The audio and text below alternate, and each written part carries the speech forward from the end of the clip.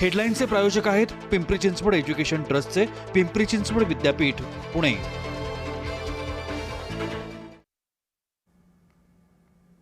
29 August पासून जरांगे पाटलांचं निर्णायकी आंदोलन। 58 लाख कुणबी नोंदी सापडलेल्यांना प्रमाणपत्र देण्याची मागणी।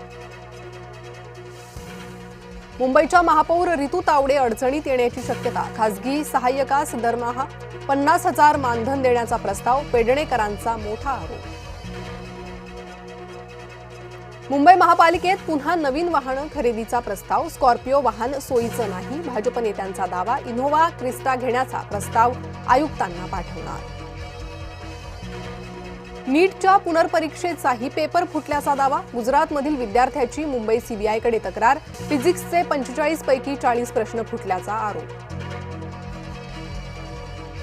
नीट पेपर फुटी प्रकरणी सीबीआयकडून 13 आरोपींविरोधात आरोपपत्र दाखल। 360 साक्षीदार। आज सुनावणी होणार। आरोपींमध्ये शिवराज मोटेगावकरचा समावेश।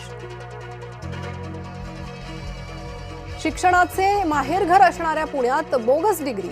सावित्रीबाई फुले पुणे विद्यापीठात बोगस मार्कशीट डिग्री घोटाळा। विद्यापीठातीलच काही कर्मचारी रॅकेट चालवत असल्याची माहिती। कोल्हापुरात पंचगंगा नदी तिसऱ्यांदा पात्राबाहेर। पंचगंगेची पाणी पातळी आज 31 फुटांवर। कोल्हापुरातील 30 बंधारे पाण्याखाली। जायकवाडी धरणातील पाणीसाठा 66.20%वर। पाणलोट क्षेत्रातील पावसामुळे पाणी पातळीत वाढ। राज्यात आजपासून 3 दिवस पावसाचा इशारा। कोकण, मराठवाडा, मध्य महाराष्ट्रात मध्यम ते मुसळधार पावसाचा अंदाज। चंद्रपूरसह गोंदिया जिल्ह्याला पावसाचा रेड अलर्ट, तर नागपूरसह भंडारा आणि वर्धा जिल्ह्यांना ऑरेंज अलर्ट। नाशिक जिल्ह्यातील 14 ते 15 धरणांतून आजही पाण्याचा विसर्ग कायम। गंगापूर धरणातून पाण्याचा विसर्ग वाढला। खडकवासला धरण साखळीतील 4ही धरणांमध्ये पाणीसाठा 93%वर। गेल्या वर्षीपेक्षा जास्त साठा। मुंबई पुणे रेल्वेची तिसरी मार्गिका अखेर 20 दिवसांनी सुरू। कर्जत लोणावळा घाट विभागातील दुरुस्ती पूर्ण।